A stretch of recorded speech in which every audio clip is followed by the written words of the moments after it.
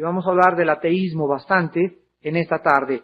Dice el Salmo 14, dice el necio en su corazón no hay Dios. Se han corrompido, hacen obras abominables, no hay quien haga el bien. Jehová miró desde los cielos sobre los hijos de los hombres para ver si había algún entendido que buscara a Dios. Todos se desviaron, a una se han corrompido. No hay quien haga lo bueno, no hay ni siquiera uno. ¿No tienen discernimiento todos los que hacen iniquidad, que devoran a mi pueblo como si comiesen pan y a Jehová no invocan? Ellos temblaron de espanto, porque Dios está con la generación de los justos. Del consejo del pobre se han burlado, pero Jehová es su esperanza. Oh, que de Sión saliera la salvación de Israel. Cuando Jehová hiciere volver a los cautivos de su pueblo, se gozará Jacob y se alegrará Israel. Una de las manifestaciones más grandes que existen de la degradación intelectual y filosófica del ser humano es el ateísmo. ¿Me escuchaste? Una de las características y uno de los síntomas más grandes de degradación filosófica y moral de un ser humano es el ateísmo. ¿Por qué? Porque cuando el ser humano se atreve o llega al nivel intelectual de negar la existencia de un creador y de un sustentador del universo, deja al mismo ser humano en una vaciedad y en un caos moral y existencial mucho más grande del que puede experimentar en su propio corazón. Si no hay Dios, no hay tampoco verdades absolutas. Si no hay Dios, nadie puede atreverse a imponer leyes morales a nadie. Ni un futuro, ni una razón para mi vida, no hay ninguna diferencia entre mí y los animales, no hay nadie a quien le voy a dar cuentas. Yo soy una persona autónoma, independiente, voy a establecer mis propias reglas de conducta, nadie me va a decir lo que yo tengo ni lo que yo hago, porque no existe ningún Dios. Seríamos, al negar a Dios, igual que los animales. El ateísmo es increíble que sea tanto una religión como una ideología. Muchas veces la gente ha pensado de una forma equivocada que la religión, o cuando decimos religión, se le asocie la palabra a un Dios. ¿No es verdad? Ahora que estamos en Televisa y que tenemos programas de radio y que en las universidades nos invitan, pero no hable usted de religión y lo primero que les contestamos es, ¿qué quiere usted decirme con la religión? Porque si usted me está diciendo que no puedo hablar de la Biblia, entonces tampoco puedo hablar del comunismo, porque el comunismo también es una religión, el ateísmo es una religión, el budismo es ateo, Buda no creía en Dios, y se le considera al budismo como una religión. Miren ustedes la ignorancia tan grande del ser humano. El Estado comunista basó su filosofía durante un poco más de 50 años en el ateísmo. Se le llamó marxismo-leninismo y hundió a todos los países comunistas en el caos, en la desesperación, con gobiernos autoritarios y totalitarios, monopolizando todas las empresas, todas las industrias y toda la educación. Todo tuvo su origen cuando comenzó a levantarse en Francia hace como 3 o 4 siglos, un hombre, un filósofo llamado Rousseau. Y este hombre, Rousseau, comenzó a enseñar que era muy tonto enseñar la existencia de un Dios y que la razón humana ni solamente era suficiente para darnos una explicación y las respuestas del universo que nos rodeaba. Para conocer la verdad, decía Rousseau, ya no necesitamos ni la Biblia, no necesitamos que nos digan que hay un Dios, nosotros podemos encontrar dentro de nosotros mismos las respuestas del ser humano. Qué equivocado estaba Rousseau, pero él fue uno de los padres más grandes de la mayor parte de los 4 ateos más grandes del siglo pasado, que fueron Carlos Darwin, Sigmund Freud, Friedrich Nietzsche y Carlos Marx. Estos 4 grandes ateos del siglo pasado son los hombres que más energía, y actualmente todavía tú vas aquí al Museo de Antropología y entras y en un protozoario y comienza a desencadenarse y a desarrollarse una gráfica donde al mundo le enseñan y a los estudiantes, a los niños de primaria, a tus hijos y a los de secundaria, que somos el origen de una evolución. Cuando nosotros comenzamos a caer en esto, nos damos cuenta que Rousseau acabó diciendo que a través de la razón se conquistaría la superstición. Y esto porque el ejemplo de la Iglesia romana, durante más de 500 años, matando en el nombre de Dios, los papas siendo el Vaticano el estado más rico de Europa por 15 siglos, hicieron que los intelectuales franceses e ingleses y alemanes se pusieran en contra y se inocularan contra la religión, asociando desgraciadamente la religión romana con Dios, y que son dos cosas totalmente diferentes. Al grado que durante 1800 siglos, escúchame, durante 1800 años, la Biblia se cerró. ¿Cuándo se volvió a abrir la Biblia? En 1960 y 61, en el Segundo Concilio Vaticano. Hasta 1961, estamos hablando aproximadamente de 42 años, 41 años, que se permitió que el vulgo, la gente, el populus, leyera la Biblia. Antes del 60, yo recuerdo en mi casa, era niño, llegábamos y papá la Biblia tenía un candado, no, nadie la puede leer más que si el cura no te la interpreta. O más que si esta persona, y ahora tú vas a una librería y no vas a encontrar ningún comentario ni de Juan, ni de Apocalipsis, ni de Samuel, ni de Ezequiel, hecho por autores o teólogos romanos. Porque nunca jamás la abrieron ni la leyeron. Entonces es lógico que al cerrarse la Biblia quedó un vacío, y en este vacío se introdujo las tradiciones y las enseñanzas de los seres humanos, que fueron en contradicción para anular el consejo de Dios. El Papa Juan XXIII, gracias a Dios, en 1961, el Papa ese gordito, simpático, bonachón, como le llamaban, un día le cae en sus manos una Biblia de casualidad. El Papa Juan XXIII de casualidad, y comienza a leer Romanos, y se fascina, y se iba a Castel Gandolfo, la casa de vacaciones de los papas, y comenzó en 4 meses a leer Romanos 2 o 3 veces. Y hace un decreto en el Segundo Concilio Vaticano, y es el Papa Juan XXIII el que ordena al mundo católico que la Biblia la puede leer cualquier persona, y que la pueden leer sin la interpretación de ellos. Tal vez, ¿verdad?, hasta se convirtió, lo vamos a ver ahí en el cielo. Solo Dios sabe.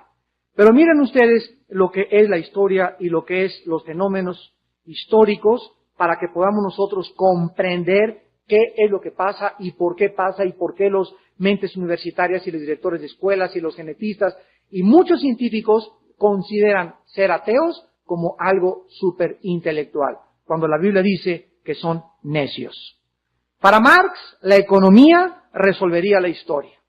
Para Darwin, la evolución era la respuesta de la naturaleza. Para Freud, las tendencias biológicas y la inconsciencia eran la respuesta de la mente humana. Y para Nietzsche, el decir Dios está muerto era la solución para crear un superhombre. Mentira que se tragó Adolfo Hitler, y la razón por la cual él buscó durante todo su gobierno crear a una superraza que se llamaban los arios. El sufrimiento y la destrucción masiva de 2 guerras mundiales en el siglo XX parecen documentar las tesis de estos filósofos ateos. A Dios se le consideró ausente, y entonces las guerras fueron la demostración del egoísmo, la soberbia, la independencia humana en contra de su Creador. Cuando a Dios lo sacamos de la fotografía, no queda, ¿verdad?, más que el ser humano ocupando el lugar de Dios y el ser humano haciéndose Dios. Actualmente, aunque muchas personas todavía continúan negando la existencia de Dios, nos damos cuenta por la cantidad de descubrimientos científicos como el genoma humano, los códigos de la Biblia. No sé cuántos de ustedes han leído que en los códigos de la Biblia comenzaron personas expertas en computación, judíos, rabinos expertos en el hebreo, a secuenciar las letras en el hebreo y a encontrar, por ejemplo, en el libro del Génesis, el capítulo 1 del Génesis, tomaron la letra 1 del hebreo y se brincaron a las 7, y cada 7 letras sacaban secuencias Y a través de estas 7 letras comenzaron a encontrar que cada 7 letras en el Génesis aparecía la palabra Yeshua. ¿Esto es coincidencia? Alguien pudo cuando se hizo el Génesis a través de Moisés, alguien pudo, ni siquiera los rabinos creen en Yeshua, haberlo hecho esto por coincidencia o por un accidente. Es increíble que en el capítulo 7 de Deuteronomio, cada 16 letras aparezca la palabra Hitler. Y después de esa palabra aparezca la palabra Auschwitz, que fueron los campos de concentración en Austria donde asesinaron a la mayor parte de los judíos. ¿Ustedes creen que eso son coincidencia? Ahí están los libros en las librerías, se llaman los códigos de la Biblia. Son cosas sobrenaturales que a cualquiera le funden los fusibles. Son evidencias más y más grandes que Dios nos da de que la Biblia es un libro sobrenatural. Todo esto Dios lo hace en su misericordia, dándonos pruebas continuas de su existencia y de su realidad. Dice el Salmo 14, el necio dice en su corazón, no hay Dios. En este primer versículo, para comenzar en esta noche, vamos a identificar al necio y las consecuencias de la necedad de negar a Dios. La palabra que se usa aquí en el hebreo para necio es Nabal. Nabal con B grande y con N de nana, Nabal. Y la palabra Nabal significa en el hebreo una persona sin percepción ética ni espiritual que cree que dentro de él se encuentran las respuestas de su vida y del universo que le rodea. Ese es un necio. Vamos a ponerlo en términos más sencillos. Un necio es exactamente un ateo. Un ateo es una persona que dice, yo no necesito un Dios para explicar el origen de donde vengo. Lo voy a descubrir con la ciencia. Yo no necesito un Dios para saber quién soy. Sigue el siglo XXI sin saber quién es el ser humano. Y yo no necesito un Dios para saber cuál es el destino de mi vida después de la muerte. Esa es una persona a quien la Biblia califica como necio, que cree que él tiene la capacidad, el poder, la sabiduría, la inteligencia, la percepción suficientes para poder saber de dónde venimos, quiénes somos y a dónde nos dirigimos. Ahora, nosotros vemos que esta palabra necio Nabal se tradujo, por ejemplo, en el Salmo 74 como insensato. O sea, son 2 palabras sinónimas. Dice el Salmo 74, versículo 22, y dice exactamente lo mismo. Levántate, oh Dios, aboga tu causa, acuérdate de cómo el insensato te injuria cada día. Esta palabra insensato es la misma palabra Nabal. O sea, los ateos son personas que diario injurian a Dios, que diario se burlan de Dios, que diario con sus actitudes, su forma de ser, su forma de pensar, están afrentando, amenazando, desafiando al ser cósmico del universo. ¿Saben ustedes que cuando una persona abandona el conocimiento de Dios y la sabiduría de Dios, le abre las puertas a toda la existencia de corrupciones que existen? Dice el Salmo 14 que la primera consecuencia del ateísmo es que estas personas, sin darse cuenta, están autodestruyéndose moral e intelectualmente. Veamos esto en la Biblia, en Proverbios 1, versículo 32, en primer lugar. Dice Proverbios 1, 32. El desvío de los ignorantes los matará. La Biblia dice que hay un camino, santos de Dios. Hay un solo camino, no hay 2 caminos. Y este camino es Jesucristo. Juan 14, 6. Jesús dijo, yo soy el camino, la verdad y la vida. No hay el camino de Buda, no es cierto que todos los caminos llevan a Dios. Jesús dijo, nadie va al Padre si no es a través de mí. Hay un solo camino que se llama Jesús. Cualquier persona que se desvíe o que se salga del camino que es Jesús, dice la Biblia, morirá.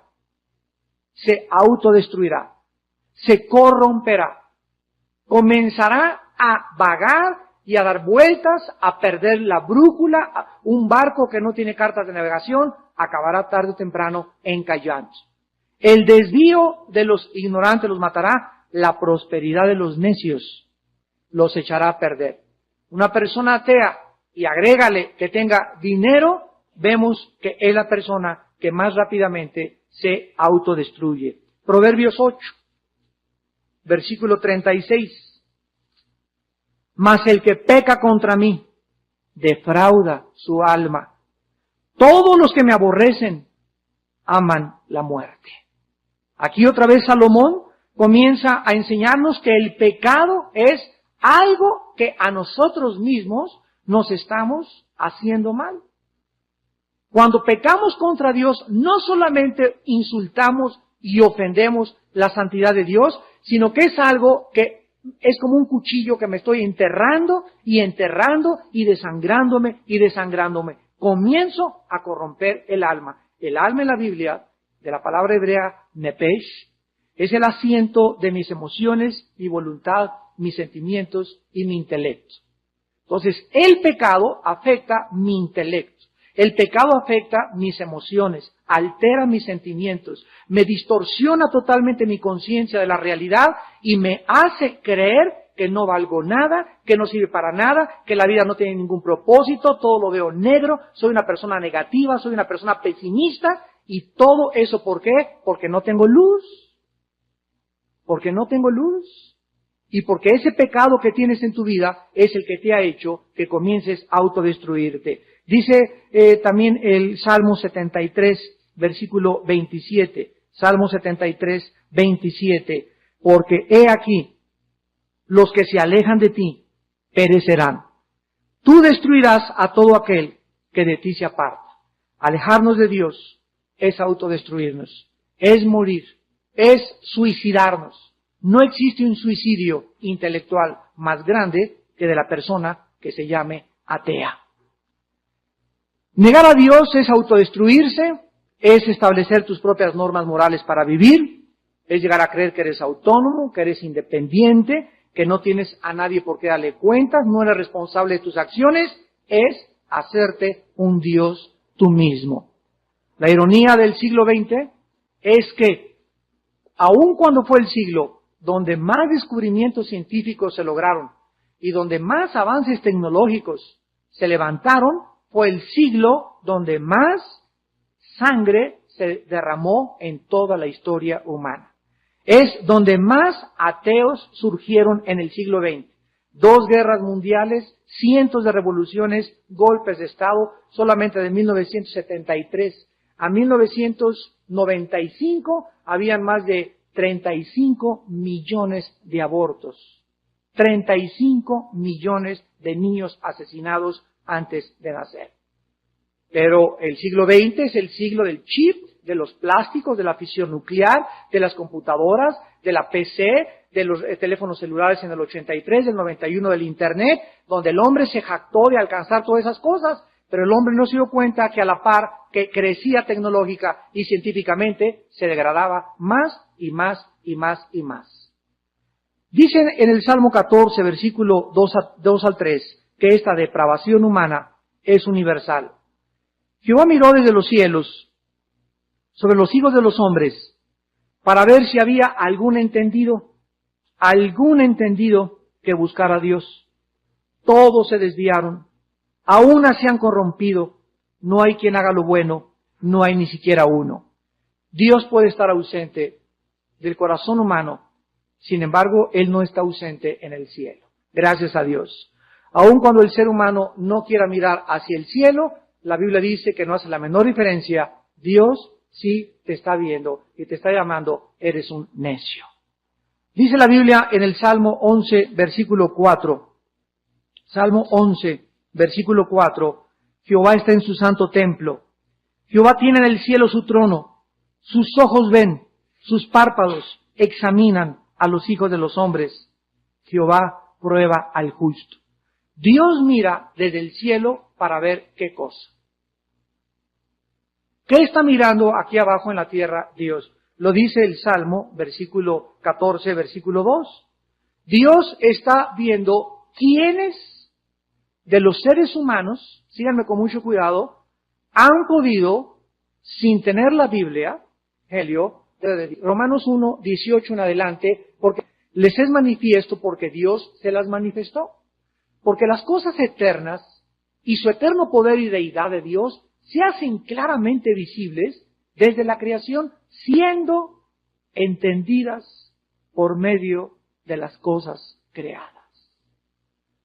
En otras palabras, dice la Biblia que independientemente del testimonio del Hijo de Dios y de la Biblia que tenemos como la evidencia más grande de la existencia de Dios, la mera creación, sin que el hombre tenga la Biblia, ni tampoco tenga el testimonio de Jesucristo, en su conciencia el ser humano, no puede un salvaje caminar por la playa y encontrarse un reloj o el motor de un Volkswagen y ver que hay una correlación entre la batería y entre los pistones y entre las bujías y concluir el salvaje, las arenas del desierto y del mar hicieron este motor.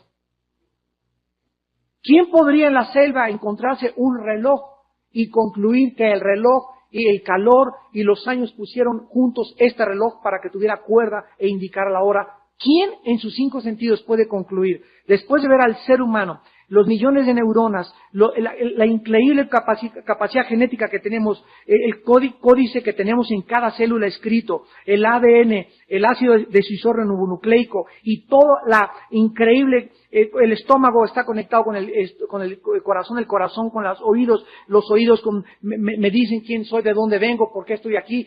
¿Quién puede decir que todo esto sea el resultado de un accidente? Es como verme en la mañana en el espejo y no ver nada. El hecho que te levantes en la mañana y te veas en el espejo y te preguntes, ¿quién eres tú, mi chipilín? ¿Quién es ese que está en el espejo? ¿Quién es? Y nos preguntamos todos nosotros. Pero el hombre, dice en Romanos 1, continúa diciendo, se envaneció en sus razonamientos. Su necio corazón se envaneció y profesando ser sabios, se hicieron, ¿qué cosa? Necios. Dice en Deuteronomio capítulo 4, versículo 29, porque me encontrarás si me buscares con todo tu corazón. Dice en Jeremías capítulo 29, versículo 11,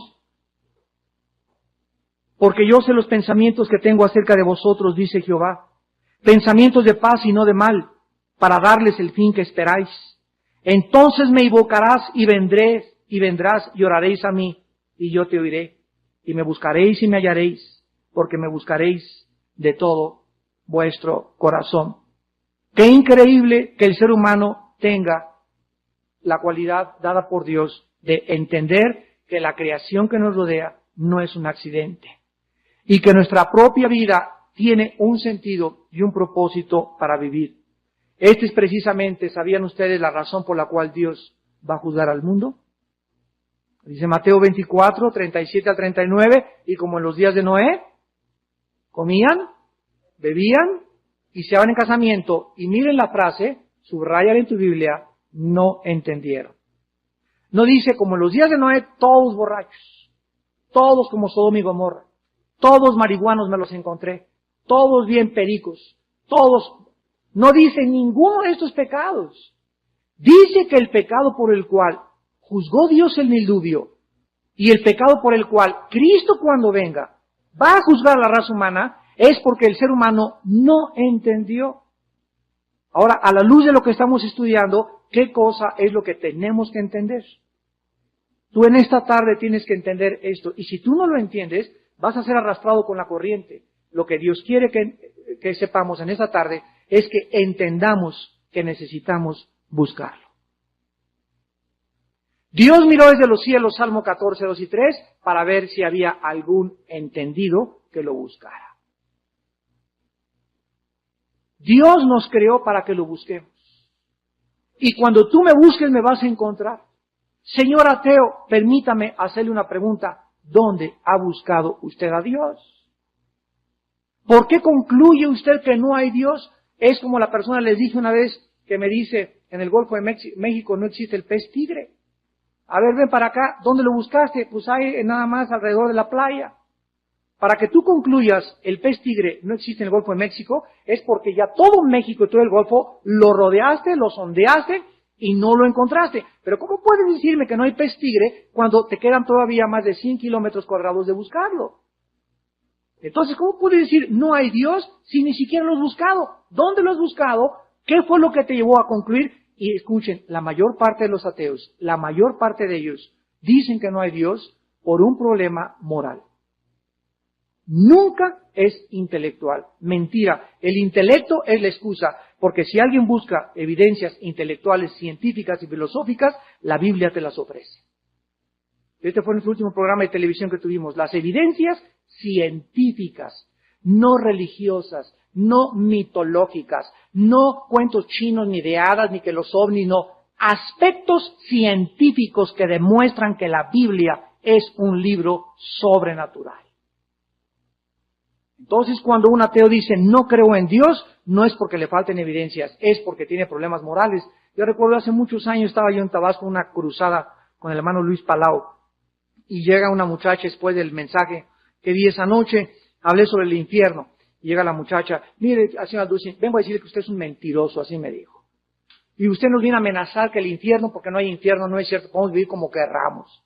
Le dije, ¿sabes qué, muchachita? No me sorprende el que no creas en el infierno, sino quisiera preguntarte y quisiera yo saber por qué no crees en el infierno. Y entonces su amiga que estaba ahí junto de ella me dijo inmediatamente, sí, cierto, señor Alducin, vive con 2 amantes. Entonces nos damos cuenta que esa muchacha de 17 años que vino a insultarme y que se enojó porque oyó que hay un infierno y hay un pecado y hay un castigo, no le convenía a ella creer que había un infierno porque amenazaba su vida de inmoralidad. Dice en Juan 3, la luz vino al mundo y los hombres amaron más las tinieblas que la luz porque sus obras eran malas. Porque todo aquel que vive en tinieblas no quiere acercarse a la luz, porque la luz manifiesta todas las cosas. Dice aquí en el Salmo 14, regresamos al Salmo 14, que estas personas no solamente no entienden, sino que tampoco quieren buscar a Dios. En el versículo 4 al 6 encontramos las consecuencias del ateísmo. No tienen discernimiento todos los que hacen iniquidad, que devoran a mi pueblo como si comieran pan y a Jehová no invocan. Ellos temblaron de espanto, porque Dios está con la generación de los justos. Del consejo del pobre se han burlado, pero Jehová es su esperanza. Vemos que en el versículo 1 se les llama que hacen obras abominables. En el versículo 3 se les llama a estos ateos personas que nunca hacen lo bueno, que no tienen conocimiento de Dios. Como necios, han negado su existencia, por lo que jamás lo buscan. Repito, pregúntale al ateo que te diga no creo en Dios, ¿dónde lo buscaste? Creyendo que no hay un Dios, es lógico que la persona crea o tenga el derecho o la prepotencia de pisotear los derechos de los demás. En el momento en que Fidel Castro fue educado, él dice que fue educado con jesuitas, y llega el momento en el que no le importa nada más que él mantenerse en el poder al costo de cerrarle la frontera, y no importa que se los coman los tiburones y que se quieran escapar. De aquí, de mi isla, así le llama, mi isla mía, no sale nadie. El hecho de que él no crea a Dios le da derecho automáticamente, como creyó Hitler, como lo creyó José Stalin, como lo creyó Nietzsche, de burlarse, pisotear y abusar de los intereses de los demás. Dice la Biblia que no tienen discernimiento, que devoran a mi pueblo como si comieran pan. ¿Qué hicieron los césares en Roma? A los cristianos los echaron a los leones. Nerón le prendió fuego a la ciudad de Roma. ¿Qué hizo Friedrich Nietzsche? Al final de su vida se volvió loco después de ser homosexual. ¿Cómo acabó Hitler? Se dio cuenta que sus sueños y su imaginación marihuana de crear el Tercer Reich que durara 1000 años no duró más que aproximadamente 8 a 12 años. El nacionalismo alemán. ¿Y qué es lo que pasa con todas estas personas? Así acaban. ¿Cómo acabó el más grande científico, filósofo francés Jean-Paul Sartre, que le llamaron en Francia el padre del existencialismo? Él hizo 2 libros, El Muro y otro que se llamó La Náusea. Y Sartre acaba en el libro del Muro diciendo, mi vida es como un muro, como una pared que se levanta enfrente de mi existencia, y me doy cuenta que quiero asomarme qué hay detrás, o sea, qué hay después de este mundo, qué hay después del más allá, y me encuentro con la frustración de no poder penetrarlo. Y por eso me desespero y digo en mi corazón, Dios siempre me ha buscado y yo te he negado. Y así murió Jean-Paul Sartre, diciendo estas palabras. Dios, tú siempre me has buscado, es demasiado tiempo, toda mi vida te negué. ¿Por qué? Porque dice la Biblia que es una necedad y la más grande degradación del ser humano el decir que no existe Dios. Ahora, dice la Biblia que estas personas, increíblemente, versículo 5, son personas que interiormente están llenas de temor. Las personas que niegan a Dios tienen una inestabilidad emocional asombrosa. ¿Sabían ustedes que cuando Friedrich Nietzsche dijo que Dios estaba muerto, a los 38 años se vuelve homosexual y muere loco a los 42 años? ¿Sabían ustedes que Sigmund Freud, el padre de la psicología, que dijo, el cristianismo existe porque el hombre es incorregiblemente religioso, porque le tiene temor a lo desconocido? Esa fue la excusa que Freud dijo de por qué existía el cristianismo. El hombre busca a Dios porque le teme a lo desconocido. Y como no hay nada que se nos revele, tiene que fabricarse un Dios. Freud, en la noche, se levantaba gritando, escribe su esposa, bañado en sudor, de las alucinaciones y de los temores que embargaban su alma. Hitler tenía pesadillas y decía en su libro Mein Kampf, que se tradujo Mi lucha, que tenía entes que se levantaban en la noche y que le decían que se lo iban a llevar. Proverbios 28:1 lo dice, huye el impío sin que nadie lo persiga. Huye el impío sin que nadie lo persiga, mas el justo está confiado como un león. La Biblia asocia a la paranoia. Así lo han calificado los psicólogos modernos y los psiquiatras. Cuando una persona sufre delirios de persecución, cuando una persona sufre de alucinaciones de que el mundo está contra él, lo van a matar, se tiene que esconder, es antisociable y se siente perseguido, que se llama paranoia, dice la Biblia, esa persona vive lejos de Dios, porque el que vive al abrigo del Altísimo morará bajo la sombra del Omnipotente. Diré yo a Jehová, Dios mío, esperanza mía, mi roca, mi Señor, mi salvación. Mi Dios es mi roca, mi salvación y mi fortaleza, ¿de quién temeré? Salmo 27:1. Aunque un ejército me rodee, mi corazón estará confiado, firme en el Señor. Vean ustedes la estabilidad del justo y la inestabilidad del ateo. Y tú en esta tarde me puedes decir, bueno, yo creo en Dios, sin embargo, vives como si no existiera Dios.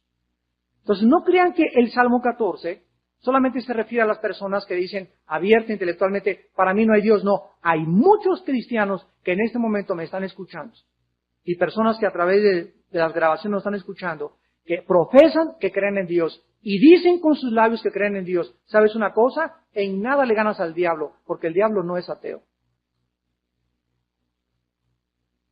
El diablo no es ateo, el diablo cree en Dios, te ganó. Y además te gana porque tiembla. Dice Santiago 2, los demonios tiemblan y creen. Pero ¿qué cosa? No hacen la voluntad de Dios.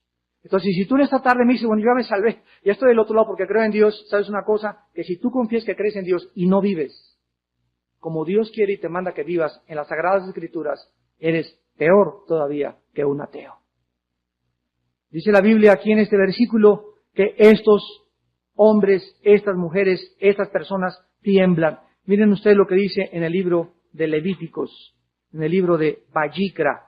Vayikra en el hebreo se tradujo Levítico, versículo 36 y 37. Levítico 26, 36 y 37. Observen el juicio de Dios. La persona paranoica, la persona psicópata, la persona con manías depresivas, las personas que se consideran y se clasifican como esquizofrénicos. Son personas que han violado, han transgredido, han traspasado las leyes de Dios abierta y voluntariamente y han recibido, porque es la mente, nuestra mente que tiene que tener paz, mi mente que tiene que estar tranquila, mi mente que debe controlar mi cuerpo, mi mente que me debe alentar y echarme porras y saber que estoy seguro del Señor. esta mente que tengo aquí se puede convertir en mi peor enemiga. Cuando aquí no está Dios. Dice Levítico 26:36, y a los que queden de vosotros infundiré en sus corazones tal cobardía en la tierra de sus enemigos, que el sonido de una hoja que se mueva los perseguirá. Y huirán como ante la espada y caerán sin que nadie los persiga. Tropezarán los unos con los otros como si huyeran ante la espada. Aunque, ¿qué dice? Nadie los persiga. Ahí está la paranoia. Y no podrán resistir delante de vuestros enemigos. Dios nos dice que cuando una persona ofende a Dios y le dice a Dios, no quiero tener nada contigo, y no quiero tener devocionales, y no me interesa más que el domingo de 11 a 12, y no me interesa más que mi familia lea la Biblia, y no me interesa ser el sacerdote en mi casa, y no me interesa esto, conforme tú te vas alejando de Dios, va a ir entrando en tu vida temores más grandes y más grandes para vivir. Y llegarás al momento en que el menor plato que caiga, brincas. Ante cualquier cosa estás totalmente psicotizado, estás totalmente enfermo, estás totalmente embargado de temores emocionales donde tu mente se ha convertido en tu enemigo. Perderás el sueño, tendrás enemigos, dice este versículo, y además dice la Biblia que tropezarás y sin que nadie te esté persiguiendo, no vas a tener tranquilidad. ¿Y todo por qué? Porque tú crees que Dios no merece la pena vivir para Él. Mientras el ateo, regresamos al Salmo 14 y terminamos, continúa burlándose del pobre, del oprimido, de los que no pueden defenderse. Dios es la esperanza de todos nosotros. Dice el versículo 6, del consejo del pobre se ha burlado, pero Jehová es su esperanza. Y David acaba en el versículo 7 prorrumpiendo y anhelando una salvación que se cumplió con la venida del Mesías, del Hijo de Dios, de nuestro Señor Jesucristo. Y dice David, que de Sión, el monte de Sión está en Jerusalén, que de Sión saliera la salvación de Israel. Cuando Jehová hiciere volver a los cautivos de su pueblo, se gozará Jacob y se le alegrará Israel. Esta meditación concluye con este clamor de David sobre aquellos que niegan a Dios y viven una vida de caos y de vacidad moral.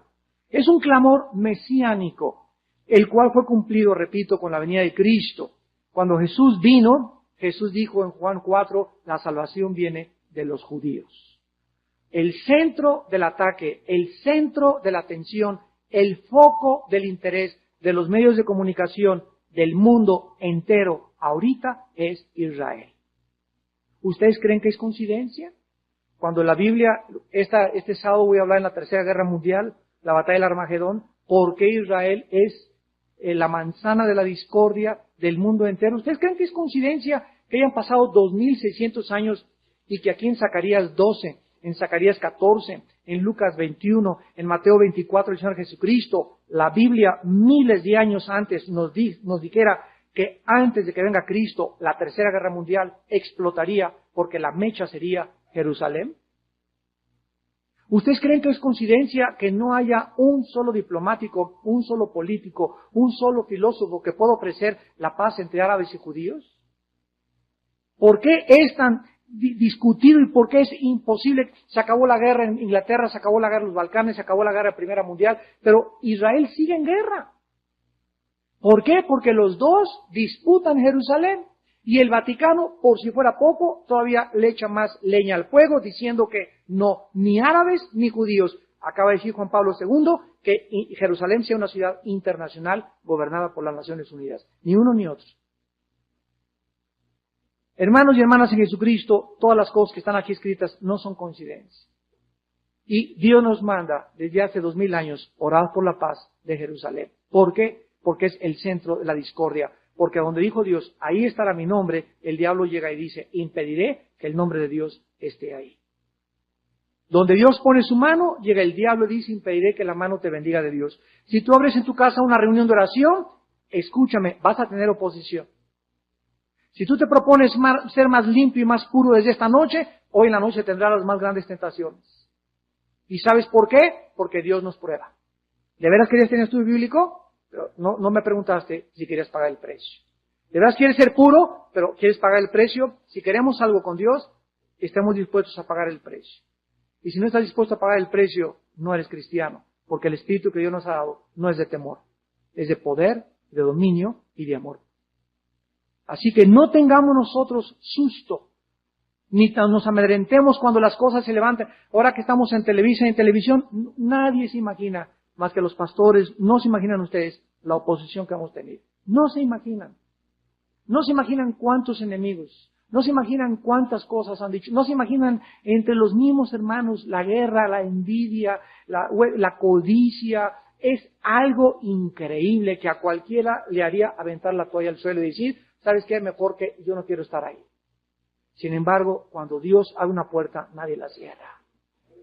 Y cuando Dios está con nosotros, no solamente es quién contra nosotros, sino que también dilo, si Dios está conmigo, ¿qué me importa quién esté contra mí? Si Dios está realmente con nosotros y así tú lo crees, no te debe importar ni preocupar, la mínima preocupación, quién esté contra ti. Preocúpate que Dios esté contigo. Dice la Biblia que David promete finalmente que Dios traerá a su pueblo de la cautividad, cuando Jehová hiciere volver a los cautivos de su pueblo. Versículo 7. La palabra cautividad es la palabra shebut en el hebreo y significa estar en miseria, en aflicción, en exilio. Dios vino al mundo hace 2000 años en Jesucristo y miró quiénes en esa época lo estaban buscando. Y cuando venga Cristo otra vez, se llevará a aquellos que cuando Él venga lo estaban buscando. Porque los demás están en miseria, en aflicción y en exilio.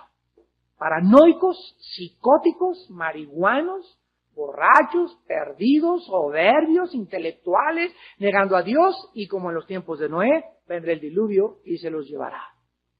Y no habrá jamás en la eternidad otra oportunidad. Si Jesús viniera hoy en la noche, ¿cómo te encontraría? ¿Te encontraría en esta noche de rodillas? Si viniera hoy a las 3 de la tarde, ¿qué estabas haciendo hoy a las 3 de la tarde? ¿En quién estabas pensando? ¿Dónde estaban tus ojos? ¿Dónde estaba tu corazón hoy a las 12 del día? Tú no sabes si en los próximos minutos, mañana, no sabemos en qué momento Jesús. Pero la Biblia nos dice que solo aquellos que sean tenidos por dignos, dice Lucas 21, se irán con Él. Es la promesa que se hace aquí en el Salmo 14 de la liberación y de la redención que Dios tiene para tu vida en esa noche del dominio y de la esclavitud de Satanás. Hay dos ateos en esta noche, los que niegan intelectualmente a Dios y aquellos que dicen que Dios existe, pero viven como si no existiera. ¿A cuál de los dos perteneces tú? Oremos.